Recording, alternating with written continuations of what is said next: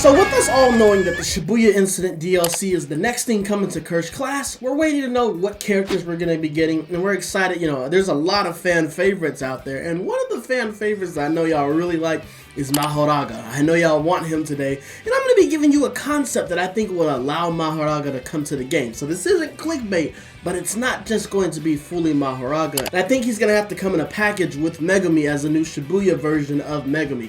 But hey, just listen to me for a second. Hear me out. I'm going to give y'all my concept, man. So if this is anything you might be interested in, make sure to like, comment, subscribe, turn the bell, do all those nice things. And today's anime question is going to be, who is on your must-have list for the Shibuya Incident DLC? I know a lot of y'all like Mei and also Megumi and also Mahoraga. Let me know who y'all actually want. I know a lot of y'all been asking for another version of Toji as well. But let's go ahead and hop straight into this video. Okay, so we're talking about Megumi and the Shibuya Arc. We got some key points that we have to talk about since we're in the Shibuya Arc. So one thing is, will he have a weapon this time? I think he actually did use a weapon a lot more often in the Shibuya Arc. Normal Megumi only uses hand-to-hand, but I think this one very much could use a weapon. Probably the double-sided blade that he did use whenever he was fighting the older guy. And they may reuse some of his Shikigami, but we have to go over the ones that were destroyed. So we know that he doesn't have the Great Serpent anymore because it was destroyed by Sukuna. And we know that the white dog is not a possibility because it formed with the black dog to make totality. As far as some Shikigami that he still has Toad, he also still has Nu. He actually still has the Well Unknown's Abyss, which is basically whenever he morphs Nu and Toad together. He has his Max Elephant, he has the Rabbit Escape, and of course he has the 8-handled sword, Divergent Scylla, Divine Mahoraga. We're not calling him that anymore, we're just gonna say Mahoraga. So we actually look at the moveset for Megumi. I think his basic auto combo would involve him using the double edge blade from Shibuya, and I think it would end with a strike maybe from Nu, because I think Nu is the one Shikigami that would be carried over to this character. As far as his joint attack, I think his joint attack would be the 10 Shadows technique, Rabbit Cage, and we actually saw him use this in the Shibuya Arc. I think basically the rabbits would appear from under the enemy, and it would basically lock them into like a little cage, and this would be the animation. As far as like when you actually land the joint attack, I think the animation would be the rabbits covering you, and then Megumi drops an elephant on top of you. I think this would be pretty cool, and we've seen him use the rabbits quite a few times even when he was fighting Toji. As far as his first extraction, I think it's going to be the sword/combo launch, and this one is a 3-strike combo utilizing the double-sided sword, and you launch the enemy, and this can be paired in other moves, so you can follow up with this with your auto or do other things like that.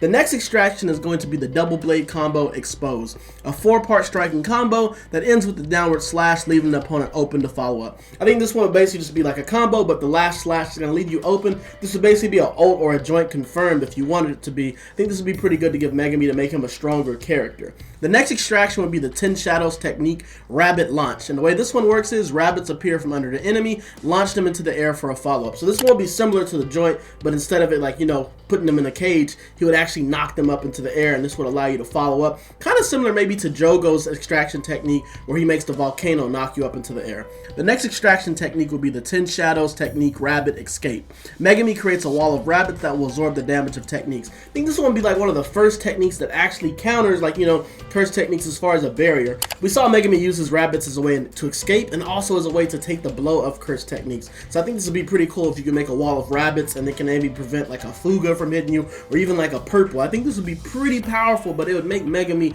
an actual desirable player to play with. When we look at the curse techniques, this is where things get interesting. Curse technique 1 is going to be the 10 Shadows technique, Max Elephant, and the user summons a giant elephant that sprays high pressure water. Enemies hit by the water have their dash speed reduced and are marked. And I think that if you summon the elephant when you're in the air, it's going to have a different activation where you'll fall down and the elephant will kind of do like a different, an AoE attack where it blows people back. You've seen Megumi use the elephant in this way. And the elephant's actually going to carry over to the next technique, which is going to be 10 Shadows technique Nu. I think we'll be getting Nu for a second time, but I think this Nu will act a little bit differently. While Nu is summoned, he will assist in combos, and additional input fires a ranged electric strike, and damage is increased if the user is marked in water. So basically, you use the Max Elephant to mark them with water, and then you can use U to electrify them. We've seen him do this quite a few times using water to pair with Nu, and I think this Nu would be different in the sense that it doesn't have like any physical strikes where it actually comes and hits you. I think Nu would just shock you with lightning from a distance, and I think this would be pretty cool, and I think this would allow Megumi to be a little bit of a zoner if he wanted to be. Move over to the ultimate technique. I know you're wondering, where is Mahoraga? And this is where I think Mahoraga gets implemented. The ultimate is going to be the 8-handled sword, Divergent Scylla, Divine General, Mahoraga. The user summons Mahoraga, who appears and strikes the user first. Mahoraga will stay on the battlefield attacking the nearest user until the summoner and all caught within the ritual die once. All damage dealt to Mahoraga is 50% less. And this one is basically what it seems like. I think the activation will be a little bit similar to a domain expansion where you can interrupt it, if you hit him or if you join him. But once this pops, Mahoraga comes, the animation is him smacking Megumi, and it takes off a little bit of your health. But then after that, he just starts going rampage, attacking whoever, and he doesn't go away until the enemy's teammates die once, and you have to kill Megumi once. So 3 people have to die in order for Mahoraga to be done. I think this would be true to the anime and how they have things go and how it actually works when it comes to summoning Mahoraga. Of course, in a real life situation, your teammate would have to die first. All 4 of you would have to die if you're all involved in the ritual. But for the game purposes, I think we can make a little bit of a tweak and make it where it's only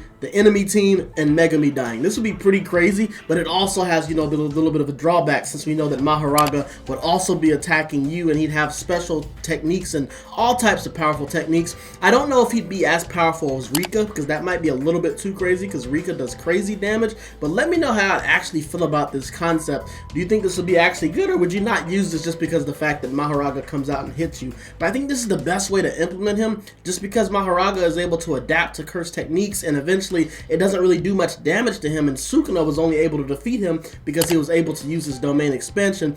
I just don't think that there's an easy way to implement this character without doing it this way. As far as his passive ability, I think it'd be Sacrifice, and basically when Mahoraga is summoned, Megumi can no longer reach Curse level 3, but Curse energy recovers faster whenever your health is low. And then I also think that he would get a special joint maybe with Itadori and Nobara, and maybe a new interaction with Toji. They wouldn't actually do like an actual intro together, but maybe he could acknowledge like, oh, this guy's extremely powerful, or like, why did he, something like that. I think we'd have some type of interaction with them if they did do this. But let me know what y'all think about my concept. Like I said, I know the Mahoraga concept is a little bit iffy, but I just don't know if they would add him as a normal character. But people did make a good point, as if we're going to be doing a story mode, it'd be kind of crazy if they just gave us a slideshow and skipped through the whole Mahoraga fight. That'd be honestly kind of crazy. I'd be very disappointed. So they have to find some way to implement him in this game, man. But let me know how y'all actually feel about this concept, if you'd be happy about getting a Megumi Shibuya version, and how do you feel about my concept, man? Make sure to like, comment, subscribe, turn the bell, do all those nice things. And if you enjoyed this concept, make sure to go check out my video that I have actually predicting all the DLC that we'll be getting for